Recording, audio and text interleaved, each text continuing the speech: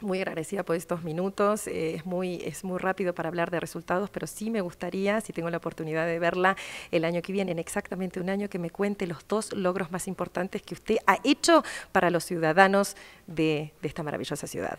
Bueno, entramos hace 2 meses y medio, pero hemos hecho algunas cosas en la ciudad.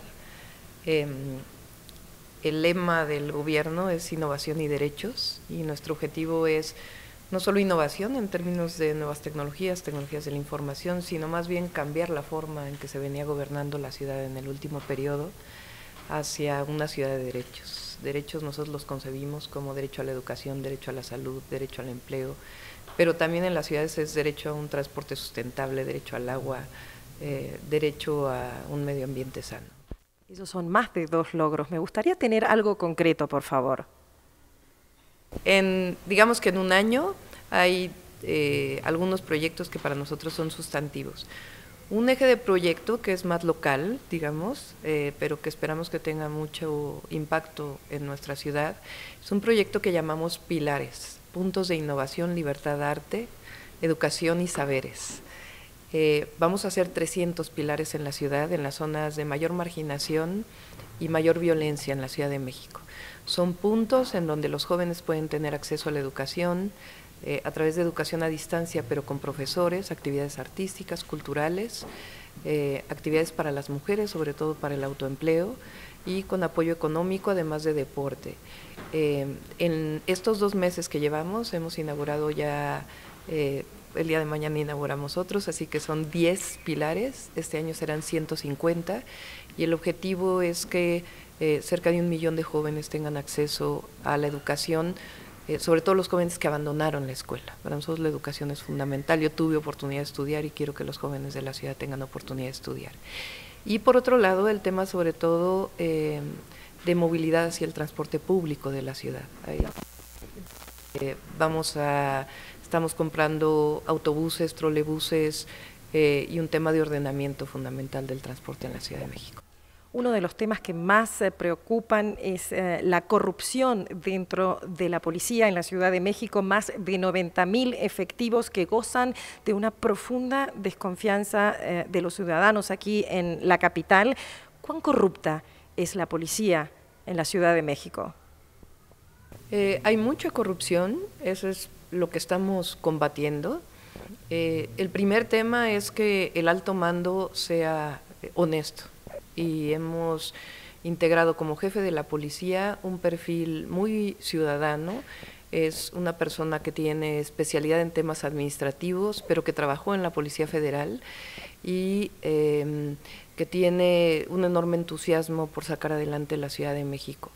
Tiene muchos estudios en estos temas y es un gran entusiasta. En el momento que se corta la corrupción de abajo hacia arriba, es decir, que arriba no se piden cuotas, entonces comienza a limpiarse la casa.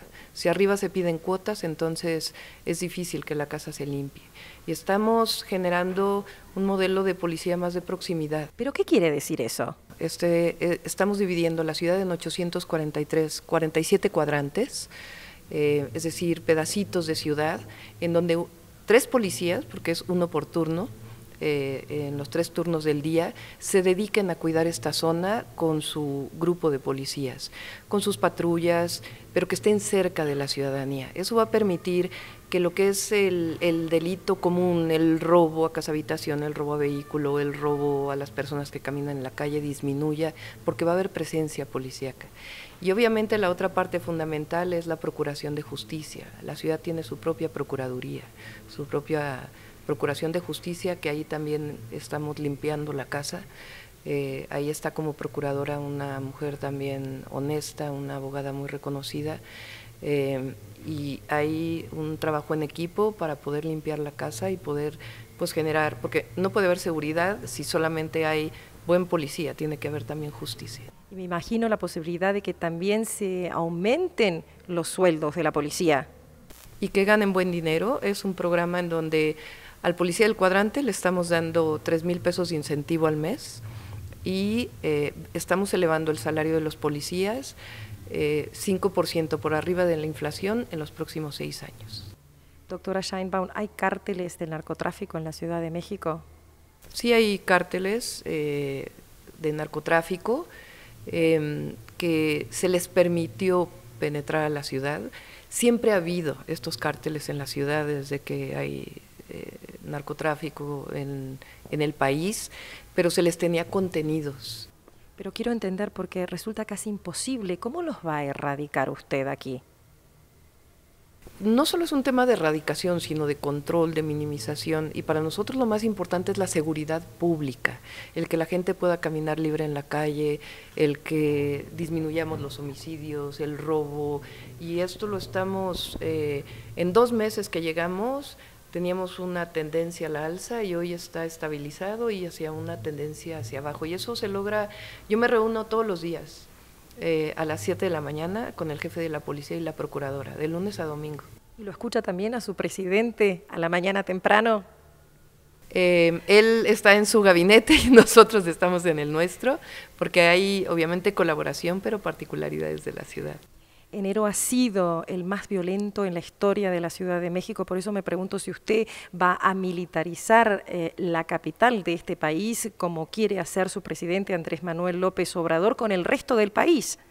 Sí, primero hay que decir que lo que encontramos, la procuradora dio una conferencia de prensa hace unos días, es que se maquillaban las cifras.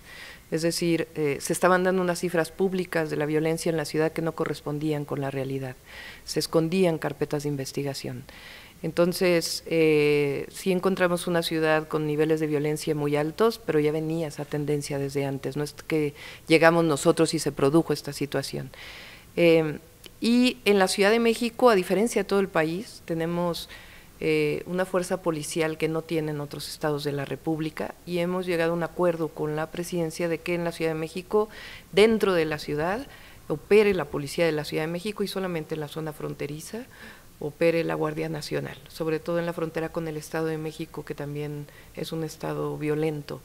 Entonces, al pasar a los estados, a veces se pierde la investigación, se pierde el crimen, entonces la Guardia Nacional ahí tendrá una presencia importante. Ahora, es importante poner en contexto la Guardia Nacional en el país.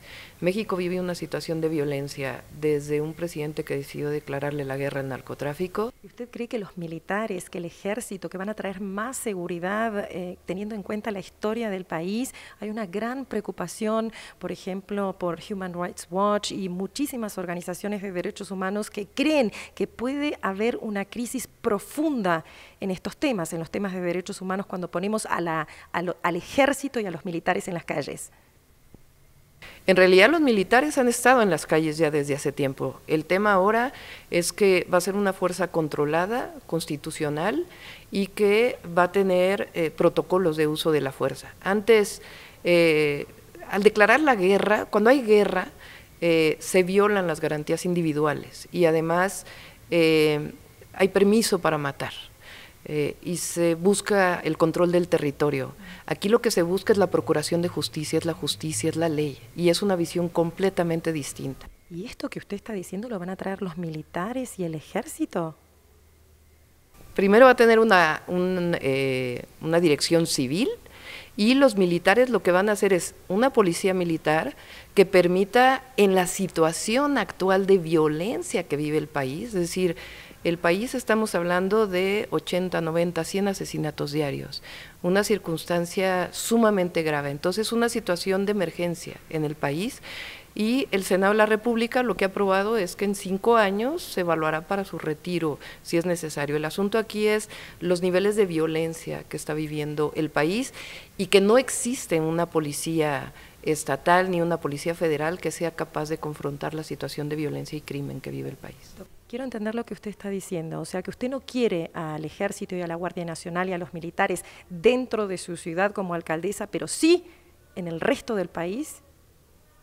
No, lo que estamos diciendo es que somos la única entidad de la República que tiene el número de policías suficientes para atender el tema de la inseguridad. No hay ningún otro estado en la República.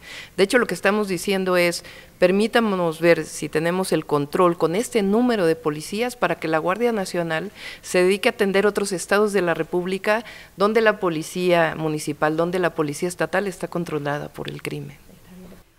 Doctora Sheinbaum, usted es la primera alcaldesa en ser votada para dirigir la quinta ciudad más poblada del mundo entero y una de las ciudades más hostiles para las mujeres. Es un gran problema la violencia de género en esta ciudad, por eso me gustaría que le hable a las mujeres a cámara y que ofrezca un poco más de esperanza, cómo estas mujeres no van a ser violadas en el metro, cómo estas mujeres no van a ser secuestradas en el transporte público, cómo estas mujeres en un futuro van a poder usar la ropa que quieran sin tener miedo de ser abusadas sexualmente en la capital mexicana. Como mujer, como ciudadana, el objetivo es hacer de esta ciudad una ciudad segura. Y esto se logra no solamente con más policías, más procuración de justicia, sino con una cultura distinta, con una educación distinta, con atender las causas de la violencia. Y en este sentido también la violencia de género tiene que atenderse de esta manera, no solamente con policía, con procuraduría, que es fundamental porque tiene que haber justicia en la ciudad, sino también con una educación y una cultura distinta, donde las mujeres podemos sentirnos libres, seguras y autónomas. Nuevamente me gustaría concretizar, hay muchísimas críticas donde se dice que tienen un gran programa, pero realmente cuando vamos a lo profundo para poder hacer una política pública, ahí nos faltan ejemplos. Por eso concretamente, ¿cómo vamos a frenar este acoso sexual que existe en la Ciudad de México? Dos.